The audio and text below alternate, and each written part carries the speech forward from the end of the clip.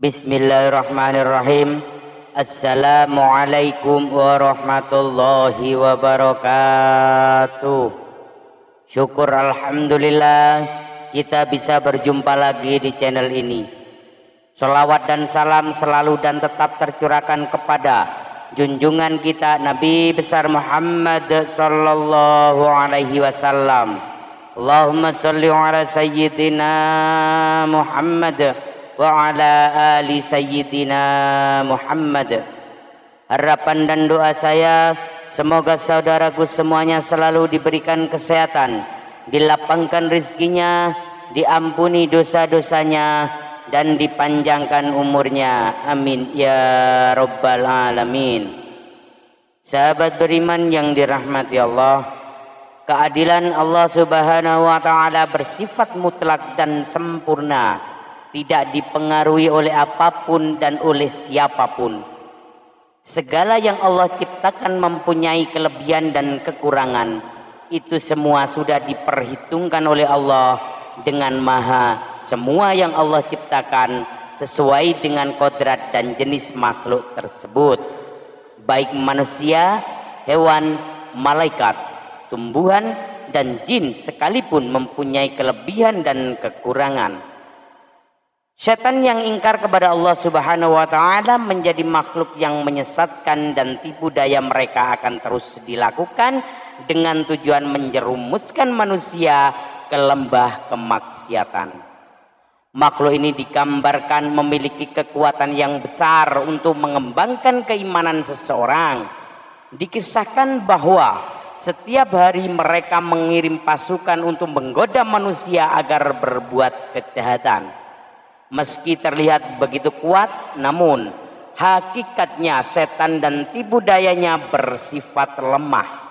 Hal ini disebutkan dalam Al-Quran dan hadis-hadis yang diriwayatkan Nabi Muhammad SAW.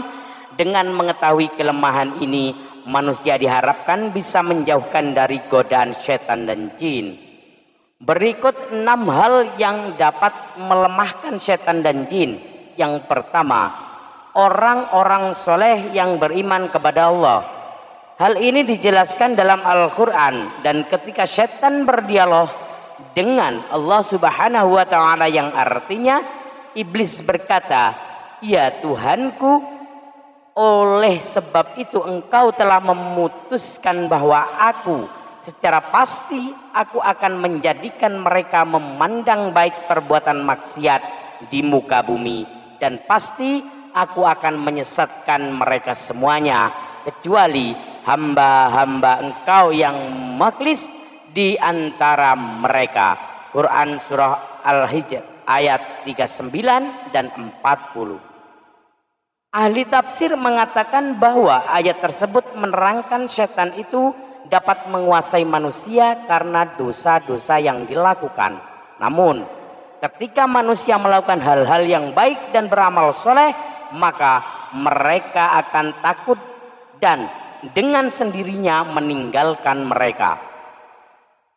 Yang kedua, keteguhan iman Umar bin Khattab.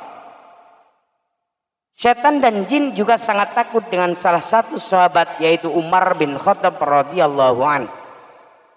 Di dalam sebuah riwayat dijelaskan bahwa jika setan dan jin berjalan dan harus berpapasan dengan Umar, maka mereka untuk memilih jalan lain. Mereka tidak berani jika harus berhadapan dengan Umar bin Khattab radhiyallahu anhu. Hal ini disebabkan karena Umar betul-betul memegang ajaran agamanya dengan benar, serta menancapkan keimanannya dengan tangguh. Hal ini membuat setan ketakutan dan membuat mereka lari.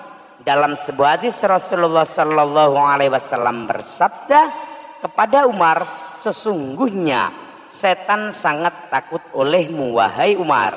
Hadis riwayat Tirmizi. Ternyata tidak hanya kepada Umar saja, golongan ini juga takut dengan orang-orang yang beriman dan betul-betul menjaga keimanannya.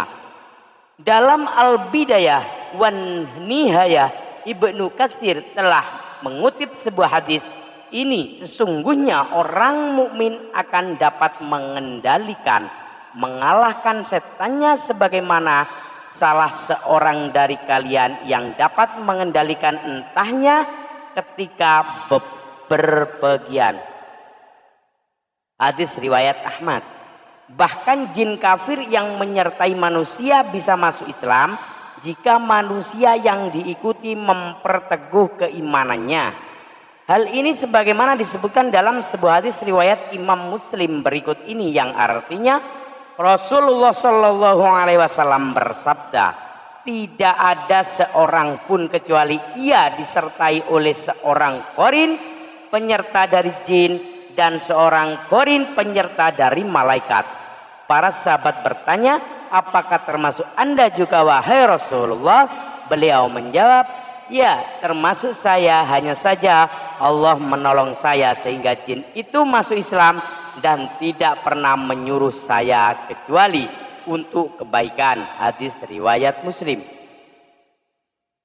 Yang ketiga, jin atau setan tidak dapat menyerupai Rasulullah Shallallahu Alaihi Wasallam. Kelemahan setan dan jin lainnya adalah tidak dapat menyerupai rupa Rasulullah Shallallahu Alaihi Wasallam, sehingga jika seseorang bermimpi bertemu dengan Rasulullah Shallallahu Alaihi Wasallam dan memiliki ciri-ciri sesuai dengan literatur yang menggambarkan Nabi Allah ini, maka hal itu benar-benar Rasulullah. Dalam hadis sahih dikatakan yang artinya Rasulullah Shallallahu Alaihi Wasallam bersabda, barang siapa yang bermimpi melihat aku, maka dia sungguh telah melihatku, karena setan tidak dapat menyerupaiku. Hadis riwayat Muslim. Yang keempat, tidak bisa melewati batas langit. Setan dan jin memang bisa bergerak cepat dan terbang layaknya malaikat, namun mereka tidak akan bisa menembus batas langit tertentu yang bisa dilewati oleh malaikat. Jika dipaksa melewati batas yang ditentukan, maka mereka akan hancur dan mati. Setan dan jin tidak dapat mengetahui dan mencuri informasi dari langit, sehingga apa yang dibisikkan ke tukang-tukang ramal dan dukun adalah kebohongan semata. Yang kelima, pintu yang ditutup dengan menyebut nama Allah. Setan dan jin juga tidak bisa memasuki pintu yang ditutup dengan menyebut nama-nama Allah. Dalam sebuah hadis Rasulullah Shallallahu Alaihi Wasallam bersabda yang artinya, tutuplah pintu-pintu dan sebutlah nama Allah ketika menutupnya, karena setan tidak akan membuka pintu yang sudah terkunci dengan menyebut nama Allah. Tutuplah, jagalah tempat air minum dan bejana-bejana kalian sambil menyebut nama Allah, meskipun kalian hanya menyimpan sesuatu di dalamnya, dan ketika hendak tidur matikanlah lampu-lampu kalian. Hadis riwayat Muslim. Yang keenam, jin takluk kepada Nabi Sulaiman. Di antara mujizat Nabi Sulaiman adalah dapat menaklukkan jin dan setan, sehingga semuanya dapat bekerja atas perintahnya. Hal ini sebagaimana ditegaskan dalam Al-Quran berikut ini.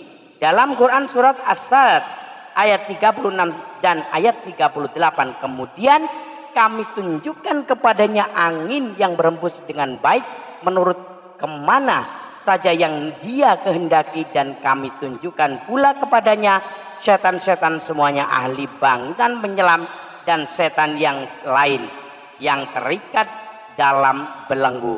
Quran surat Sad ayat 36 dan 38. Mujizat ini diberikan kepada Nabi Sulaiman sebagai pengabulan atas doanya yang mengatakan, dan berikanlah kepadaku kerajaan yang tidak diberikan kepada seorang setelahku. Quran surat Sad ayat 35. Doa Nabi Sulaiman ini menyebabkan Rasulullah tidak jadi untuk mengikat jin yang datang melempar anak panah ke muka beliau. Dalam sebuah hadis Muslim dikatakan dari Abu Darda berkata, suatu hari Rasulullah Shallallahu Alaihi Wasallam bangun. Tiba-tiba kami mendengar Rasulullah mengatakan, aku berlindung kepada Allah darimu. Kemudian Rasulullah Shallallahu Alaihi Wasallam berkata, Allah telah melaknatnya sebanyak 3 kali. Rasulullah lalu menghamparkan tangannya seolah-olah beliau sedang menerima sesuatu. Ketika Rasulullah selesai sholat, kami bertanya, wahai Rasulullah, kami mendengar Anda mengatakan sesuatu yang belum pernah kami dengar sebelumnya. Kami juga melihat Anda membukakan kedua tangan Anda. Rasulullah menjawab, barusan iblis musuh Allah datang membawa anak panah api untuk ditancapkan ke muka saya. Lalu saya berkata, aku berlindung kepada Allah dari ini sebanyak 3 kali. Kemudian saya juga berkata, Allah telah melaknatmu dengan laknat yang sempurna sebanyak 3 kali. Kemudian saya bermaksud untuk mengambilnya seandainya saya tidak ingat doa saudara kami Sulaiman, tentu saya akan mengikatnya kemudian menjadi mainan anak-anak penduduk Madinah. Sahabat beriman yang dirahmati Allah, demikianlah 6 hal yang membuat setan dan jin lemah. Semoga Allah Subhanahu wa taala melindungi kita semua dari godaan setan dan setan-setan yang terkutuk. Amin ya rabbal alamin. Wallahu alam bissawab. Demikian yang bisa saya bagikan. Semoga bermanfaat untuk kita semua. Billahi taufiq wal hidayah, birridha wal inayah, ihdinas syiratal mustaqim. Assalamualaikum warahmatullahi wabarakatuh.